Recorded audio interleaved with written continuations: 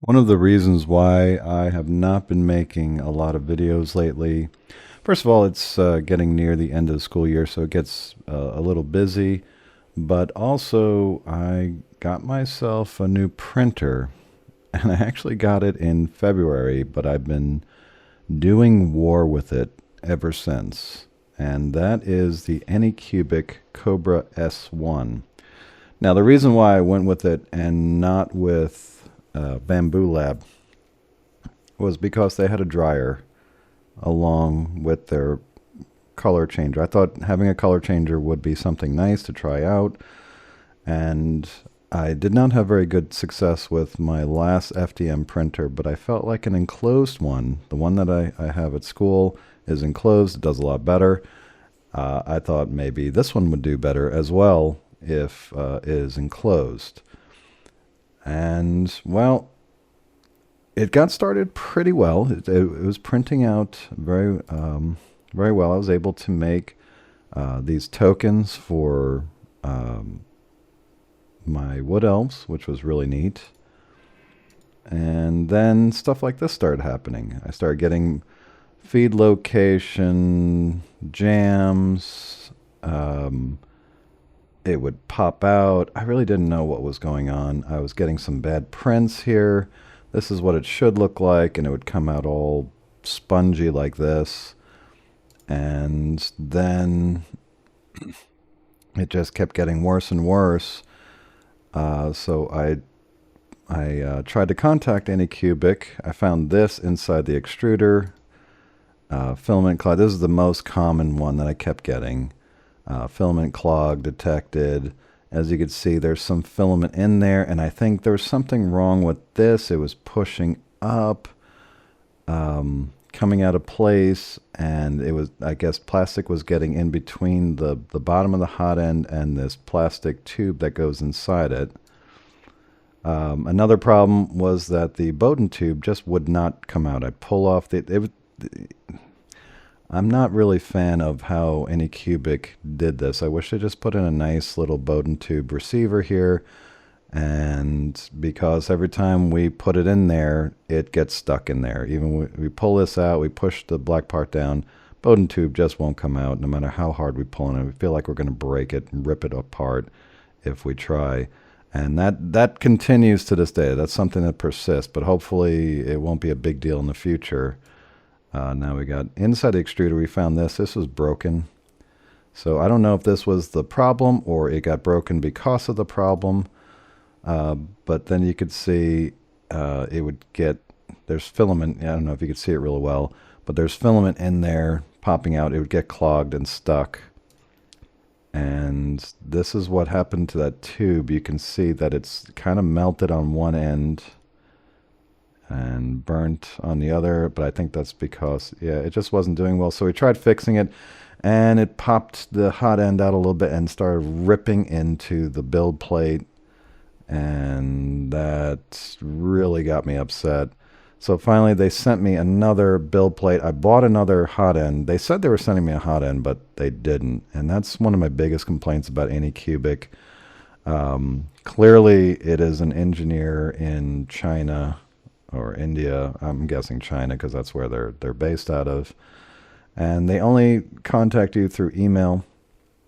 The response comes in the middle of the night because they're on the other side of the planet. So it's very awkward timing. It's frustrating trying to communicate through email. I'm not a very good emailer. And so things got lost in translation, made the process probably a lot more difficult than it should have been. But you're getting what you pay for. You want a nice printer that is on the cheap. Well, at least you used to be able to go to China and get it.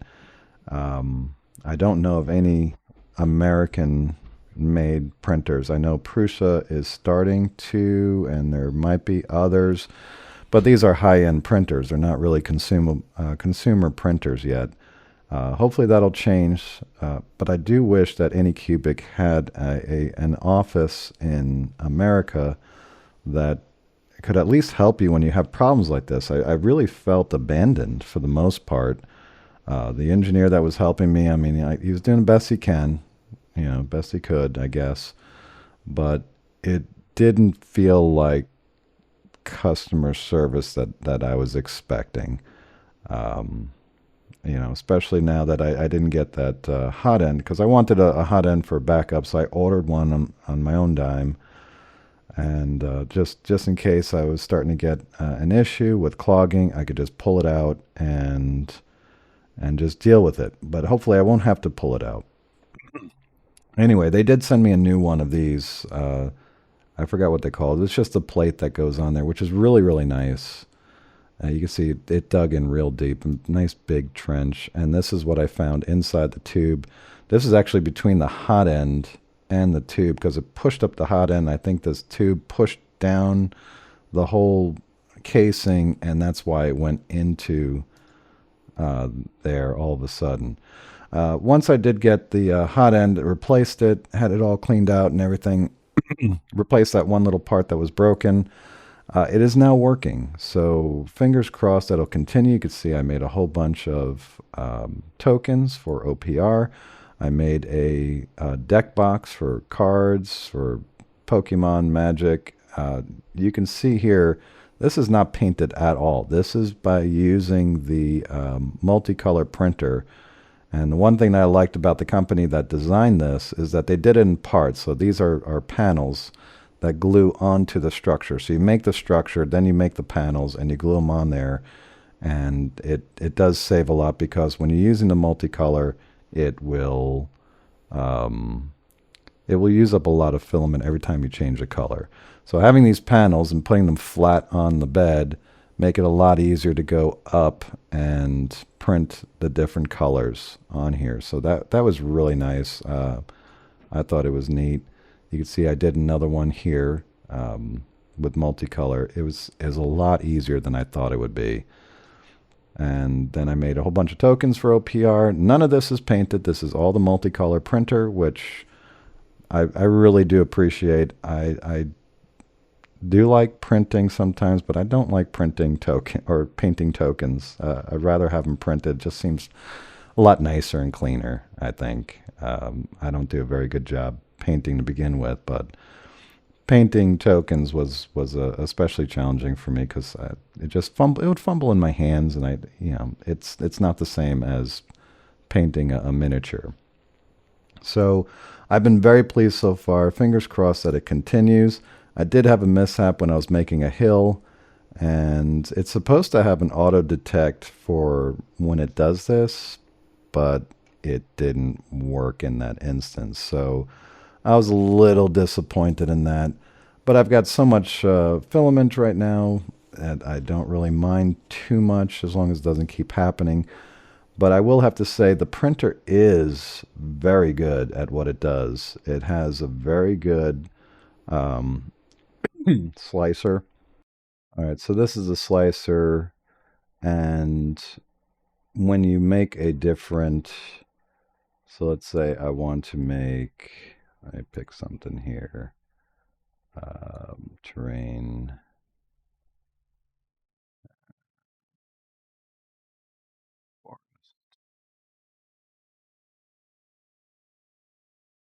Okay, so let's say I want, nope, that's the wrong one. Plastic forest, okay. So let's say I want to make a pine tree, and I've got it black here. That's how it would normally print out. But let's say I wanted to make this green. I just click here, and I turn it all into green because I've got green loaded into the forebay, and now it's all green. But the whole tree is not supposed to be green. Well, I've got the brown here, so what I can do is, and what I like to do in this instance is just use the height range, and so I just go down to the bottom. Oh, I make a big, make a big height range here so that I can click there, but I want it to be, oops, all right. Click on the brown because that's in my 2 bay. I just click here, click there, and now I've got a brown trunk and green leaves. So, and then I slice it up.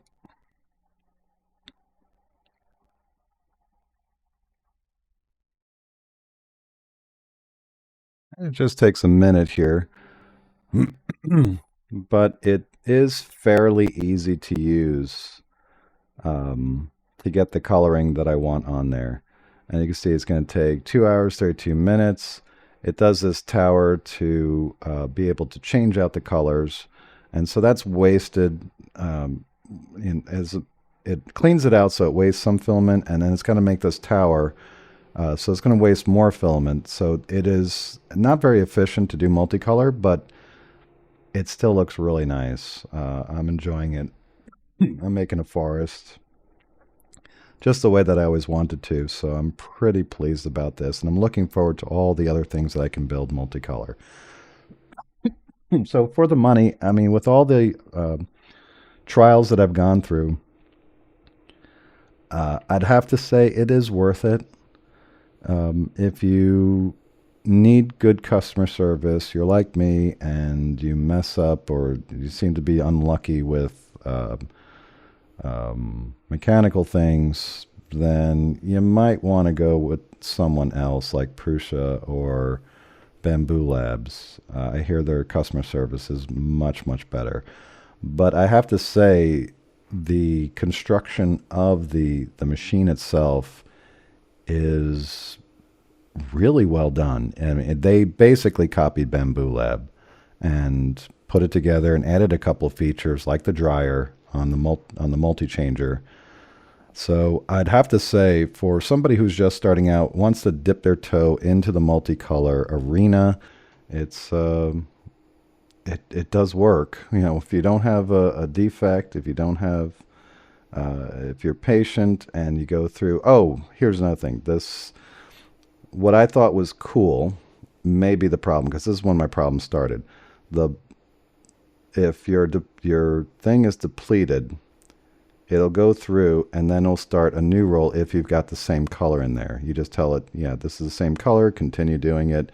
It'll go to the next roll, which I think is amazing. It's awesome. But that's when my problem started with the clogging. And I wonder if it's how these filaments are at the end, where they're kind of bent and messed up.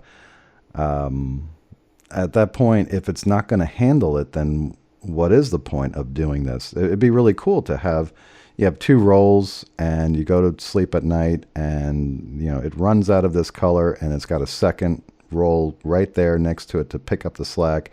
Amazing, amazing feature. But if it's going to clog every time, it's not worth it. And it's very disappointing if that's going to be the case. So I'm doing as many multicolor things as possible, and then I'm going to start this. I'm going to try this one more time because I'm kind of scared. I'm a little gun shy because of what happened the last time. But they did do some updates. Hopefully they have taken care of these problems. I can't be the only one that had these problems. People are saying really nice things about it, but I think that's because they didn't try this one feature that I think started the chain of events that messed me up, because this part right here is bent or broken when it goes through. It probably breaks off somewhere in there. It's supposed to get pushed through, but then it gets into the extruder and causes a problem. So hopefully they have found a way around that, because that is a great feature for their ACE changer there. And if it's all settled, if they have figured that out, then I will take back a lot of the criticism that I have for this. Having that ACE system working in conjunction with this printer is such an awesome feature. I really, really hope. I wish the Bowden tube I was able to get it loose. That's the only thing that I'm really, really worried about, because if it does get clogged in there, I can't get in unless I take apart the whole extruder. I really don't want to do that, because that one piece can come out and get broken, and yeah, not super thrilled about all that. So I hope that they have taken care of this, and if they have, I would give it a 4-star review. But as it is right now, with the experience that I have, with the customer service not being the most responsive and exclusively going through email, I think I would say 2.5 stars. It works really well when it works. When it doesn't work, you better know what you're doing, because it's going to be a nightmare for about a month or so. That's the experience that I had. I could not print for over a month. I wanted to do this review weeks and weeks ago, but I wanted to wait until they sent me parts. I got it all fixed and it was working well, and now it's working well. So I can say that this is a good printer, but beware, it is, even though these printers are becoming more and more advanced, it's still in its infancy when it comes to consumers. I don't have a lot of technical expertise in anything, especially in printers. And so I hoped that Anycubic, because I have such a good experience with the resin printer so far, the resin printer has been very easy to use and is very, very reliable so far. I've had it for over a year now and have not had one issue with it that wasn't my own making. And even that issue was super minor and easy for me to fix. With the FDM printers, it's a totally different story. So you're good with FDM printers, you know how to fix them or avoid running into problems, then this is definitely a must-buy for multicolor printing. It is really, really cool. I'm very excited about the direction that printing is going in. Thanks for watching, and I will catch you the next time.